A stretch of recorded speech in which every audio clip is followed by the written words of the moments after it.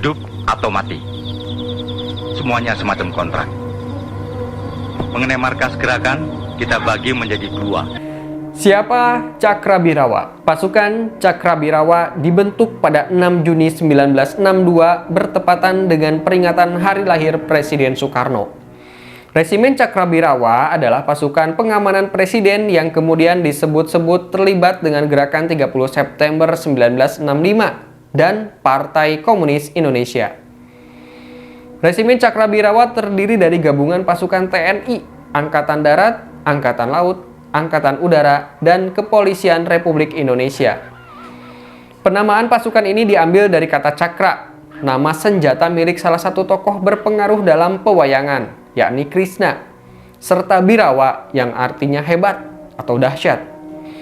Sejarah Cakrabirawa bermula saat Presiden Soekarno mengalami beberapa peristiwa percobaan pembunuhan. Sejumlah aksi percobaan pembunuhan tersebut masing-masing terjadi pada tahun 1946, 1957, 1960, serta 2 kali pada 1962. Ketika itu, sebenarnya sudah ada satuan yang bertugas mengawal presiden, yakni Datasemen Kawal Pribadi atau DKP dan Datasemen Pengawal Khusus atau DPC. Namun, keberadaan dua satuan ini dirasa belum cukup menjalani keamanan dan keselamatan Presiden Soekarno serta keluarganya. Atas usulan Menteri Pertahanan dan Keamanan sekaligus Kepala Staf Angkatan Bersenjata kala itu, yakni Jenderal Abdul Haris Nasution, serta respon baik dari Presiden Soekarno, maka dibentuklah Resimen Cakrabirawa. Dikutip dari Tragedi Sang Loyalis tahun 2007, karya Julius Spohr, dijelaskan bahwa Resimen Cakrabirawa diperkuat 3.000 orang prajurit matang dan paham strategi gerilya. Ada sebagian anggota atau pemimpin pasukan Cakrabirawa yang ditenggarai terlibat dengan peristiwa G30S 1965 yang menyeret pengaruh PKI. Beberapa orang diantaranya adalah Letkol Infantri Untung Syamsuri, Komandan Batalion 1 Cakrabirawa, Letu Dul Arif, Komandan Resimen Cakrabirawa, Sersan Mayor Bungkus, Serda Raswad, Sersan Mayor Surono Hadiwiono, Sersan Mayor Satar, Sersan 2 Griadi, Kopral 2 Hargiono, dan Sersan 1 Ishak Bahar. Menjelang malam 30 September 1965, Letkol Untung selaku Komandan G30S dibantu Letu Dul Arif mengumpulkan sejumlah prajurit dari Resimen Cakrabirawa, yakni sekitar 60 orang.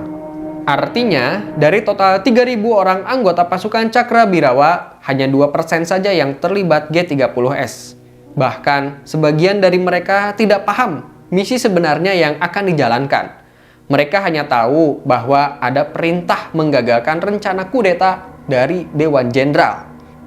Misi kita adalah menggagalkan kudeta Dewan Jenderal, kata Dul Arif dalam ingatan Mayor Bungkus, yang kemudian menyampaikan kepada Ben Anderson dalam sebuah wawancara yang dimuat dalam Jurnal Indonesia Oktober tahun 2004. Bungkus menerangkan bahwa penangkapan itu adalah perintah dari komandannya, yaitu Dul Arif, dari atasan tertinggi, yaitu Kolonel Untung. Artinya, tidak ada hubungan Cakrabirawa dengan PKI terkait penangkapan itu menurut Bungkus.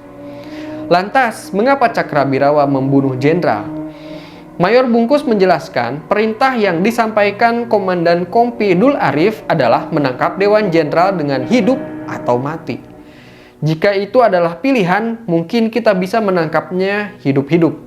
Tapi, jika ada konfrontasi, kami harus menghancurkan mereka dan tidak ada pertanyaan lanjutan.